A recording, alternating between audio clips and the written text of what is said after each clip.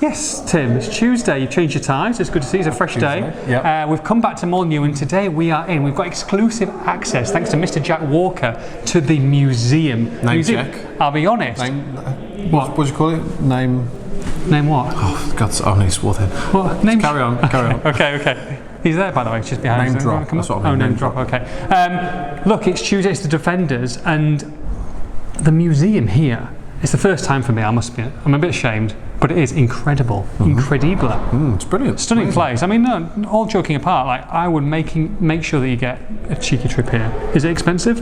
I don't know. No, you're getting free everywhere, don't you? I forgot, it's worth it. You can spend 2 or 3 hours here. It's really, really good. It is pretty awesome. In fact, we might come here tomorrow to go do a video. Talk about the midfielders. Come back. Might go to a different spot in the museum, maybe. Need to go home and get my new tie. Check out a different tie tomorrow. Anyway, what are we behind, Timothy? So this is the shirt from the last time Wolves won a trophy. Wowza. A substantial trophy. Go on. Other than the Premier League 2 under-23 trophy, which they won last year. Yes. And also a couple of championship titles. But this is the last major trophy that they won. Talk me through it. Who knows? Well, it's the 1980 League Cup final. Yeah, at Wembley. Brian Clough's Nottingham Forest 1-0. And I guess the point is, they might try and win a trophy next year. Absolutely. And they came close to winning one last year. And how would they love to break that duck? Decent shirt, to be fair. I like that shirt. Old Very school, shirt. love it. Signed by the squad. Definitely come by and have a look. Right, we are talking Defenders. Let's start off with one of the success stories of the Premier League. So delightful for him, Mr. Matt Doherty.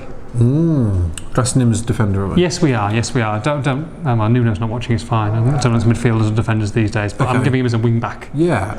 Well, almost a perfect season for him, really. 8 goals, 8 assists. Minus Leicester. But hey, that was part of his journey. I mean, he admitted he had doubts after that game. You know, he had a shocker. First journey of these next 5 videos. Yeah, absolutely. And he bounced back incredibly well. The next week, actually, they played Man City and he put in a great performance, and he went from there and showed himself to be one of the best wing backs in the Premier League. And I think you can doubt that. Not good enough to get in the Ireland team. Shock. No, Coleman, please. It's a different formation with Ireland, but Wolves are more important anyway. I thought it was fantastic. He is who he is. He's very confident in himself. He doesn't play to the crowd. You know, is that to the detriment of it times? Is that why he doesn't get enough? I don't think he cares particularly. Really, he's very people prefer a Hollywood player, so to speak. Yeah, he's very laid back guy. Who doesn't kind of chase that acclaim, which is why maybe he doesn't get the credit he deserves. The smile would be nice, though. No, but he's just being himself, and I think maybe that's part of why he doesn't get the credit he deserves from the Wolves fans. Yes. Really, because certainly nationally this season, from the national media and supporters of other clubs, he's been getting an awful lot of praise, and from the club, of course, as well. And he's had the season of his life, and he's done it in the Premier League. I mean, it's testament to the work that he's put in. You know, become a vegan quite recently as well, and really knuckled down and. Training wise, over the past kind of 2 or 3 years, he's really applied himself, and you can see the results on the pitch. Absolutely, and not just defensively, but offensively as well. 4 goals in the league, 4 goals in the cup as well, and a massive reason why they got to a semi-final. Yeah, definitely. He owned that right flank, really. You know, game after game, and I think he's made himself a part of this team going forward. And for a 75k signing from Bohemians, yes, it's a great story. It is a great story, stunning, and probably a person we didn't expect to be on the other side of the other flank this season is Jonnny, coming from Atletico Madrid. Yes, and I think fair to say another big success. Yeah, and in a different way, really. You know, very kind of solid defensively, and he's kind of a 7 out of 10 guy, really. Everyone was waiting for that Zinchenko signing, weren't they? And then obviously Jonnny came in and it's done a great job. Yeah, and I think you'd say value for money. Broken into the Spain team or squad at least, and you know, not many goals or assists, but that's not his game. No, and he doesn't pretend that it is, really. Though I did think he improved as the season went on in an attacking sense, and struck up a decent link up with Diogo Jota down that left hand side. And he had a great year, and it's a very strong position for Wolves. Like you say, he did have that dip, I think, just after his first Spanish cap, but came on strong. I think finished the season as strong as anyone, really. He did, yeah. A couple of performances, particularly Arsenal at home, he was absolutely outstanding.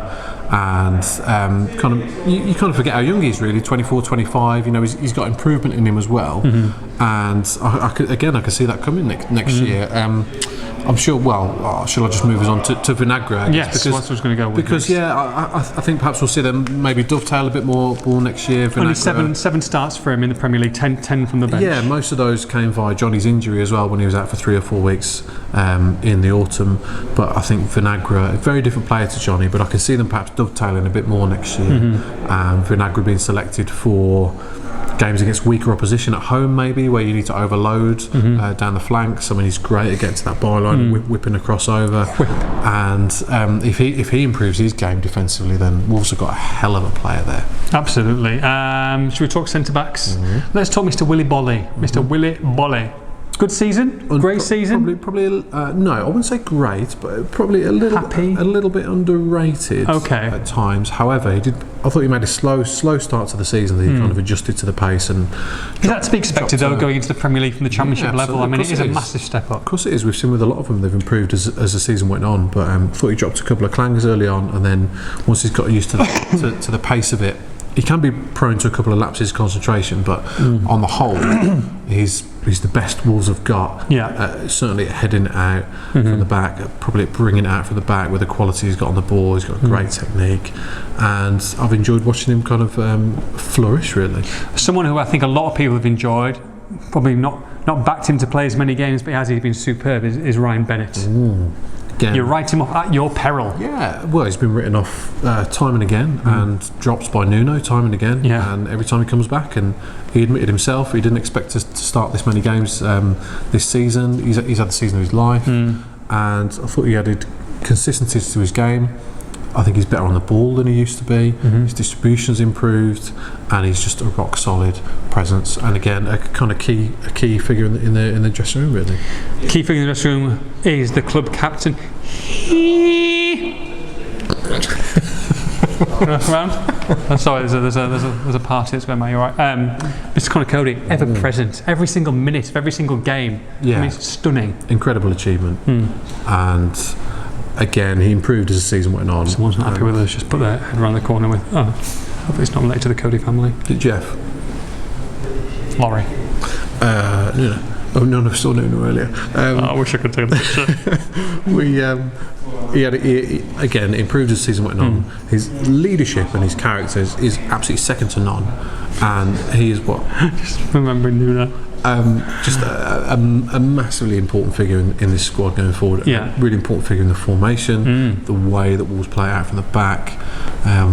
He's loving life, isn't he? He's absolutely revelling in it. Again, season of his life. I think he's improving. I think he's maturing. I think he's embraced that captaincy role so well.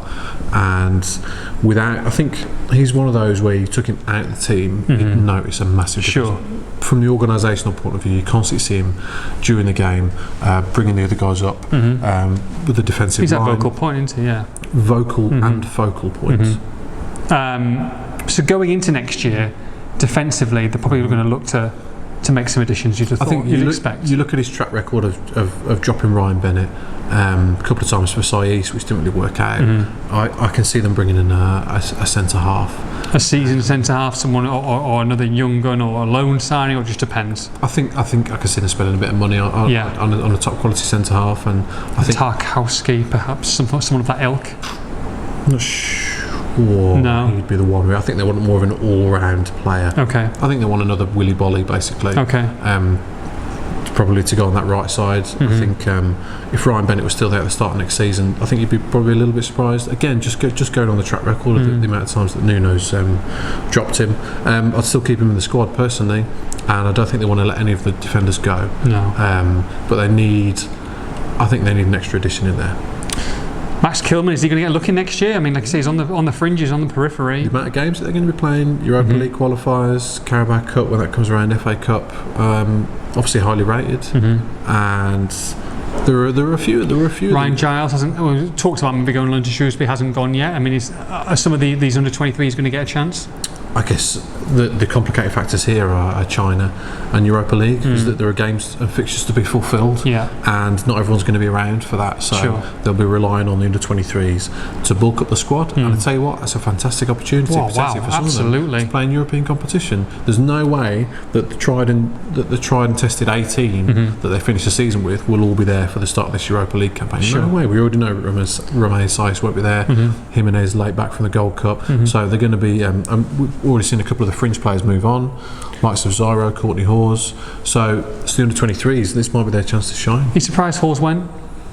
No, he needed it. I'm surprised at the size of the deal. 3 million for him is cheap. And that's 3 million including all the add-ons that they've got in it. So I thought it was worth more than that. But you're probably paying for potential, because it's been 2 or 3 years now since he played really regularly. Collectively, defensively, they were superb to start the season. Shipped a few goals, didn't they? As you would expect with teams trying to work them out. Do you feel that there's any kind of formation change, or do you feel that is what he's going to play now? I mean, that's what he's done since June the 1st, 2017. It's 3 at the back. They're well marshalled, they're well drilled. They do it to death. It's boring training, but that's why they're so good defensively as a unit. You can see it on the pitch. It works so well. I'd be surprised if he changed formation. Is a formation, but I do think they need a different plan B this year. Good stuff. That's the end of the Defenders review. Tomorrow we'll go home, have a shower, get a new tie on. We'll come back to the museum tomorrow. Not together. I don't know. Depends. Talk to me afterwards.